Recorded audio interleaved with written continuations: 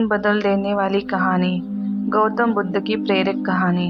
एक बार बुद्ध अपने भिक्षु के साथ भिक्षाटन के लिए किसी गांव की तरफ जा रहे थे। तभी अचानक बुद्ध के पैरों में कांटा लगा।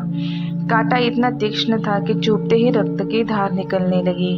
बुद्ध के भिक्षु ने रक्त को रोकने के लिए एक कपड़ा फाड़कर बुद्ध के पैर पर बांध दिया। इस घटना को कुछ लोग देख रहे थे जो बुद्ध से ईर्ष्या करते थे। उन्होंने बुद्ध से कहा कि हमें तो तुम परमज्ञानी समझते थे, लेकिन दर्द तो तुम भी सहन नहीं कर सकते हो। तुम पाखंडी हो और ये हमने सिद्ध कर दिया है। ये कांटे हमने ही बिछाए हैं। इस गांव में तुम्हारा स्वागत नहीं, तिरस्कार होगा। इस गांव में तुमको कोई भिक्षा नहीं मिलेगी। बुद्ध ने उन लोगों से अनुरोध किया कि कृपया करके मुझे इस गांव से भिक्षा लेने दो। बुद्ध के ईर्ष्यालुओं ने बुद्ध का उपवास बनाते हुए कहा कि अगर तुम्हें भिक्षाटन के लिए इस गांव में आना है तो तुम्हें अपने रक्त का बलिदान देनी होगी। तुमको इस कांटों के रास्ते से गुजरना होगा। भगवान बुद्ध ने उनकी चुनौती को स्वीकार किया और कांटों के रास्ते पर चलने के लिए अपने कदम बढ़ाने लगे। बुद्ध मुस्कुराते हुए कांटों पर चलने लगे। बुद्ध के साहस को देखकर गांव वाले चकित हो गए।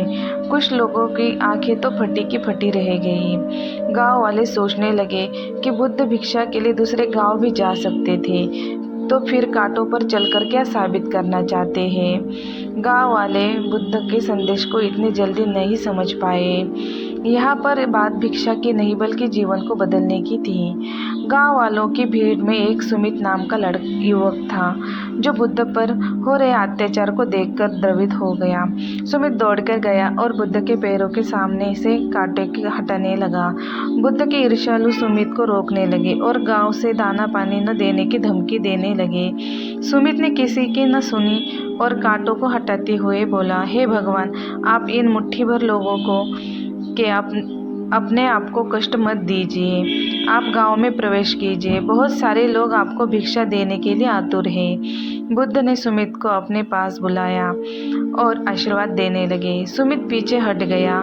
हे भगवान, आप मुझे छूकर अपने आप को अपवित्र और दूषित न करें। महात्मा बुद्ध ने कहा, तुम अपने आप को दूषित क्यों कहते हो? स्पर्श से कभी कोई दूषित हो नहीं होता। मनुष्य तो लोभ, लालच, घृणा, ईर्ष्या से दूषित होता है। तुम्हारे अंदर तो प्रेम भरा है। तुम दूसरों का सुख चाहते हो। तुम तो पवित्र हो।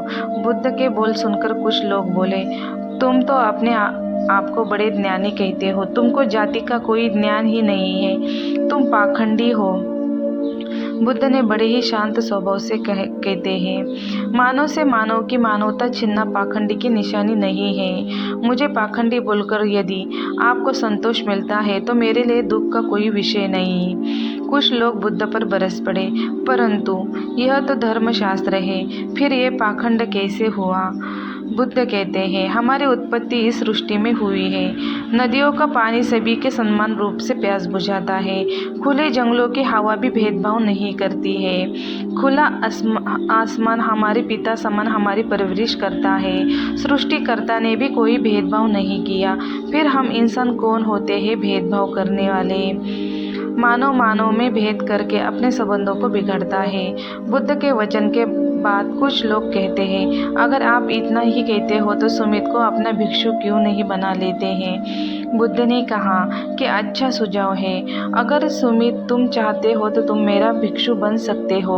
बुद्ध के आमंत्रण पर सुमित पहला नीच जाति का बुद्ध भिक्षु बनता है। इस पूरे व्यवहार में केवल सुमित का जीवन बदला, शेष सभी लोगों की जीवन रूपांतरित हुआ। नमो बुद्धाय।